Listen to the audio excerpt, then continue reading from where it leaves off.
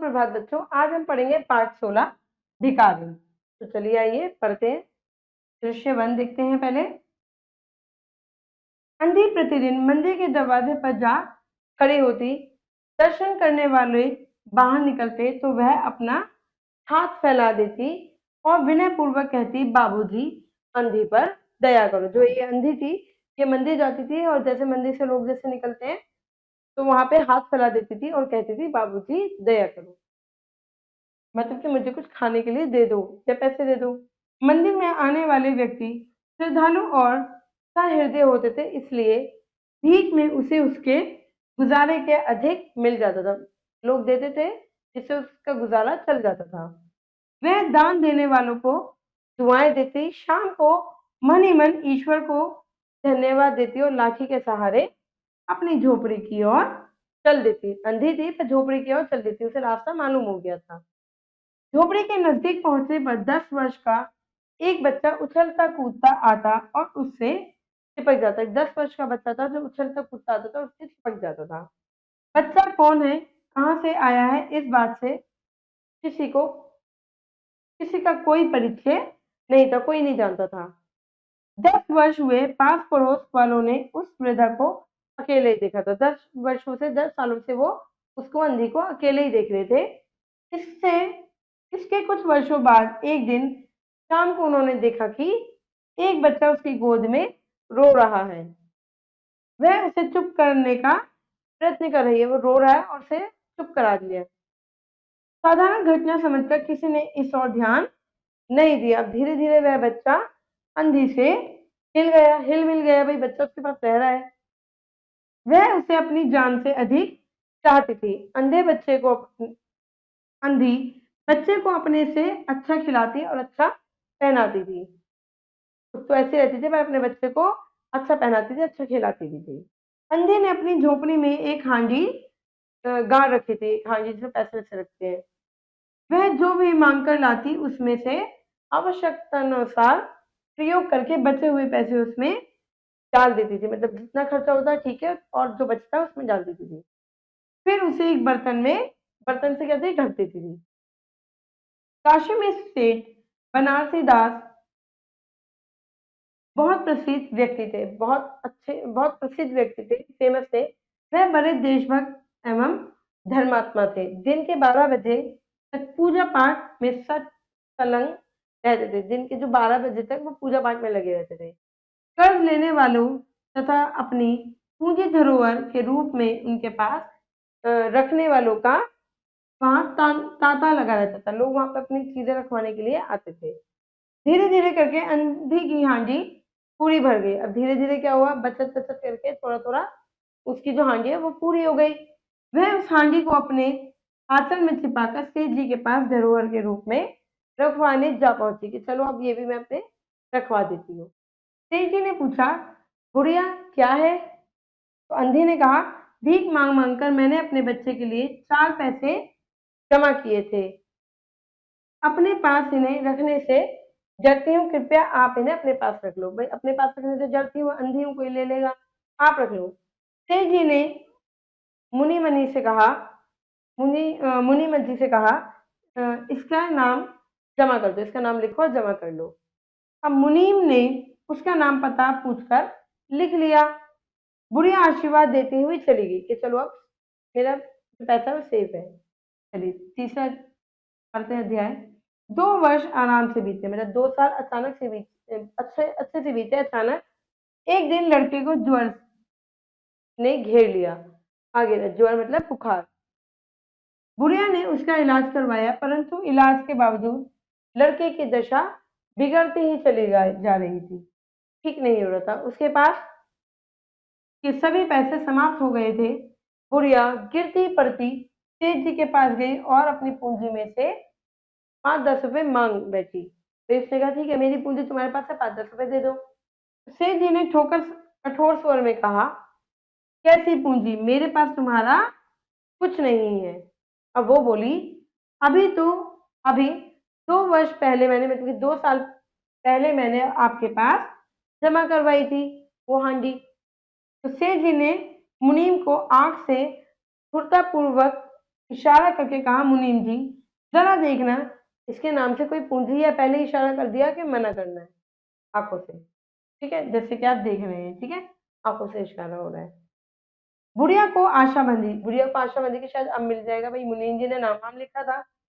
वह सोचने लगी कि ऐसा धर्मी व्यक्ति झूठ नहीं बोल सकता, इनके पास इतने व्यक्ति आते हैं, शायद भूल गए होंगे। अब मुनीम ने कुछ उलट पलट कर देखने का अभिनय किया, मतलब नाटक किया देखने का, फिर बोला, नहीं तो इसके नाम पर कुछ भी नहीं है।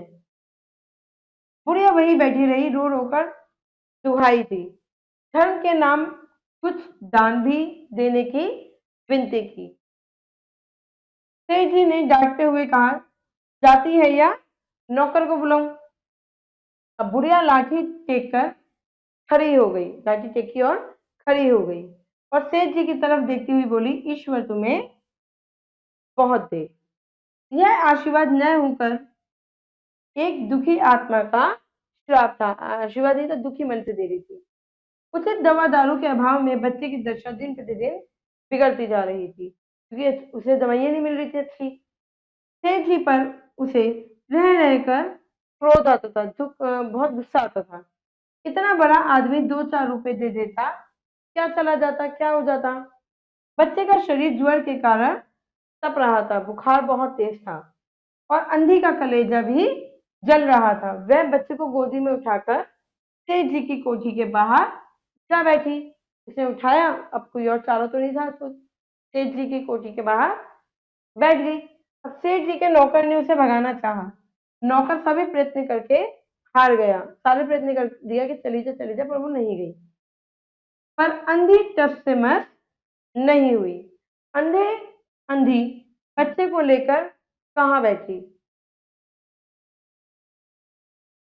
अंत में सेठ जी स्वयं बाहर आए, जब वो उनसे नहीं जा रही थी तो खुद बाहर आए।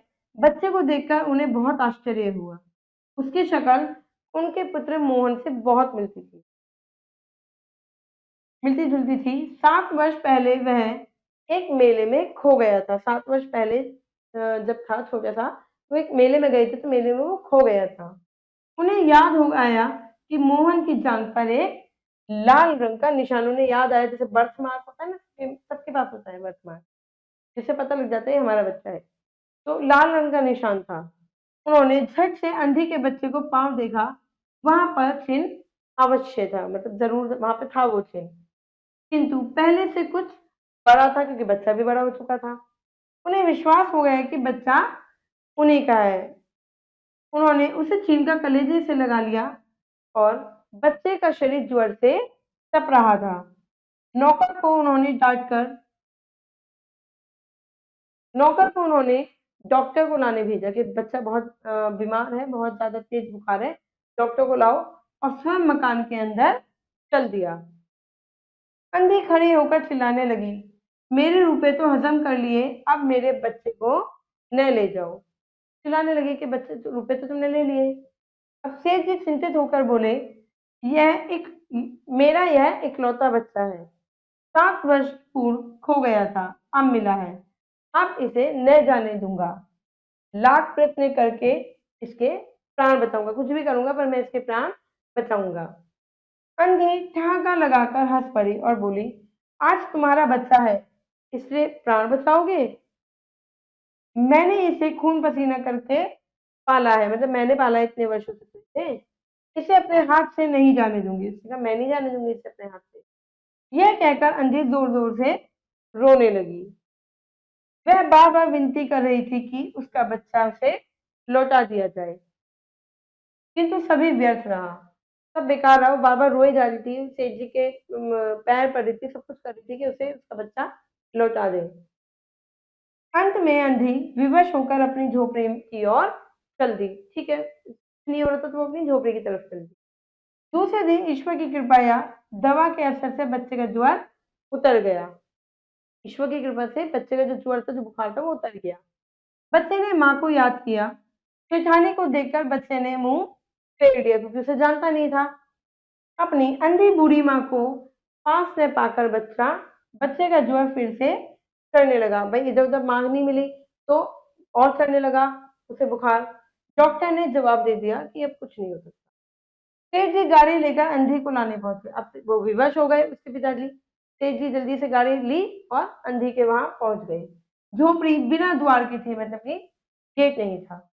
अंधी एक फटे पुराने टाट पर पड़ी रो रही थी। उसका शरीर बुखार से तप रहा था, उसका शरीर बुखार से तप रहा था। सेठ जी ने कहा, बुढ़िया, तेरा बच्चा मर रहा है, वह बार बार तुझे पुकार रहा है, चल मेरे। नहीं, नहीं, अपने बच्चे की जान बचा ली। उसने कहा, जाओ, चलो अपने बच्चे की जान बचाओ। बुढ़िया ने उत्तर दिया, मरता है तो मरने दो, मैं भी मर रही हूँ। हम दोनों माँ बेटे स्वर्ग में फिर मिल जाएंगे। किसी को मरना है तो मरने, मैं भी मर रही हूँ, दोनों मिलेंगे।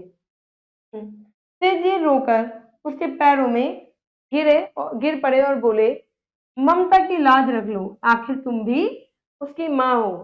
देखा, जब उसको दया नहीं आ रही थी, अब पता चला उसका बेटा, तो उसको दया आ रही थी। माँ की ममता ने बुढ़िया को विकल कर दिया। सेठ जी ने उसे सहारा देकर उठाया। कोठी में जाकर उसने मोहन के सिर पर हाथ फेरा, और जैसी ममता का एहसास होता है, ममता का एहसास पाकर मोहन ने तुरंत आंखें खोली। 15 दिन में मोहन पूरी तरह स्वस्थ हो गया, ठीक हो गया। अंधी ने विदा मांगी। सेठ जी ने बहुत प्रयत्न किया कि वह सेठ जी की कोठी में चढ़ जाए, पर महिला के क्या थी, बहुत स्वाभिमानी महिला न मानी। चलते समय सेठ जी ने उसकी रुपए की थैली उसे देनी चाहिए, परंतु उसने कहा, ये रुपए तो मैंने मोहन के लिए इकट्ठे किए थे, उसे ही दे देना। थैली वहीं छोड़कर वह लाठी टेकती हुई चल दी। उस समय सेठ जी याचक थे और वह दाता थी। चलिए बच्चों, करते हैं अभ्यास। सही विकल्प चुनकर ओएमआर शीट पर गोले करिए। ये रही आपकी ओएमआर शीट, हम यहाँ पे टिक करेंगे। मंदिर में आने वाले व्यक्ति होते कैसे, श्रद्धालु और साहिब, यानी कि ये दोनों। काशी में बहुत प्रसिद्ध व्यक्ति हैं सेठ बनारसी दास। मोहन की जांघ पर निशान कौन सा था, लाल रंग का निशान था, लाल रंग का। और बुढ़िया कैसी थी, बुढ़िया थी अंधी। चलिए बच्चों, आगे बढ़ते हैं। निम्नलिखित रिक्त स्थानों की पूर्ति कीजिए। अंधी ने अपनी झोपड़ी में एक डैश गाड़ रखी थी, क्या थी, हांडी। हांडी। दिन के 12 बजे तक पूजा पाठ में संलग्न रहते थे। तो लग्न।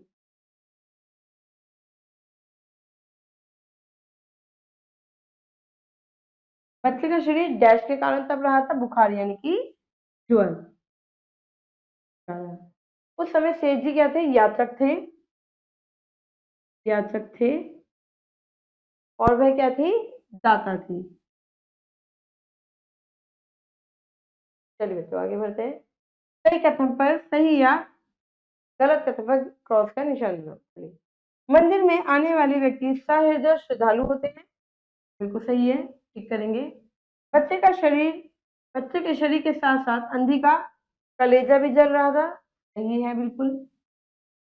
बुढ़िया निष्ठुर थी, नहीं, रॉन्ग कर दीजिए।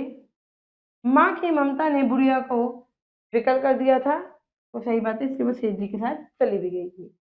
चलिए बच्चों, ये प्रश्न उत्तर है, व्याकरण है, ये आपको खुद से करनी है। आशा करती हूँ ये पाठ आपको समझ में आया होगा। मैं मिलूंगी आपसे अगली कक्षा में, जब तक के लिए खुश रहिए, अपना ध्यान रखिए, धन्यवाद।